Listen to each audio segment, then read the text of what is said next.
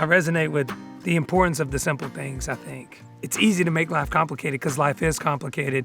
But for me, I find some of the most enjoyable times in my life when I'm doing some of the most simple stuff, like just hanging out by some water with the people I care about. And when you listen to my music, it's simple music. I'm not trying to be Shakespeare in a song, you know? I'm just trying to write music that makes people happy. The most meaningful thing a person could say about my music is that it doesn't sound like everybody else, it sounds like me. That's what I work the hardest on. And I've been fortunate to have met a lot of gigantic producers, gigantic songwriters here in Nashville. It's my time being a full-time songwriter, and I could have really easily gone to any of them to team up to produce the album or to write the songs with insert gigantic songwriter here. But I wanted to make it sound like me. And the only way to really do that is to kind of do things on your own a little bit. That's why I decided to make my album first and then go around town and put my team together. That's why I just kept it me and my wife and my buddy, and we just made it at my recording studio here in Nashville.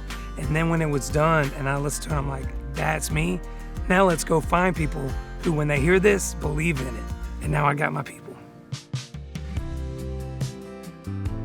There's a whole village of people that help me and that are quote unquote Niko Moon. Sometimes I think when I think of Niko Moon, I don't think of me. I think of it in terms of like my band, my crew, my management, my booking agent, my wife, you know, everybody, my record label. There's probably close to 100 people involved in my career on a daily basis.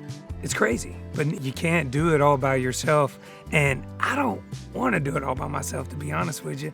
You know, I don't write the songs by myself. I don't produce the songs by myself because it's just more fun to do it with other people. It's just kind of like what the music talks about. Life is more fun in the company of ones you care about, right? Well, when it comes to all this, it's more fun to create all this music with the people that I care about. When I got interested in producing engineering, I dove in head first, and I spent years just teaching myself how to do it. YouTube was my school. Yeah, I didn't go to any university for it or anything.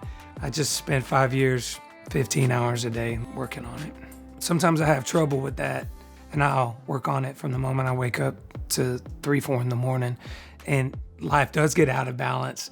So I'm really grateful that Anna is there to come upstairs or come into the studio and say, hey, shut it off. You're done for the night. You can work on it tomorrow. We're gonna talk now. Because I won't realize how late it is, you know? In my mind, I think it's 7 o'clock at night, but it's 2 o'clock in the morning. We've always both pursued our own artist career. And it wasn't until this album, Good Time, that we said, okay, we're going to both put 100% of our creative energy into one project.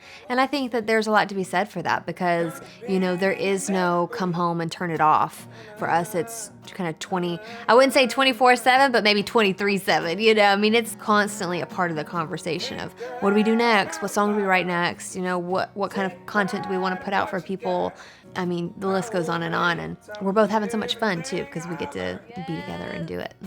Without saying a word. That's so at the end. So we just gotta get that like middle piece. Yeah. I love that. It's like a chef, you know, when you're cooking. Sometimes you only need 3 ingredients. Sometimes you need 15. It depends on what you're making, you know.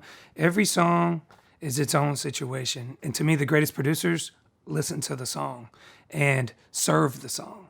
On this one, maybe we just write down things that you learned from your parents over the time of growing up. I almost feel like all the things that you learn, those can be the verses.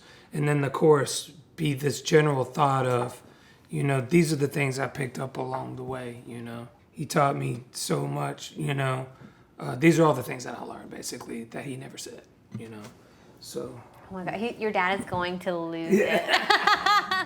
I think for us, the way that we maintain that hunger and our drive is, you know, we do have big goals. And so with every achievement that we grasp, we make sure to celebrate that. But it's always something else that we're both kind of like hungry for, you know, because we really believe in the music that we're making and we think that it can do big things, and we're not going to stop until we see that through. I don't think an artist's goal should be to make music that everybody loves. That's an impossible task, you know. You can't make everybody happy all the time. Just make music that you feel makes you happy and that is meaningful to you and that you're proud of, that you can put out to the world and say, hey, world, I made this and I'm proud of it. Check it out. Fall in love with a woman's heart. You ain't gotta have a lot. Just take pride in what you got. And my old man taught me everything I learned without saying a word.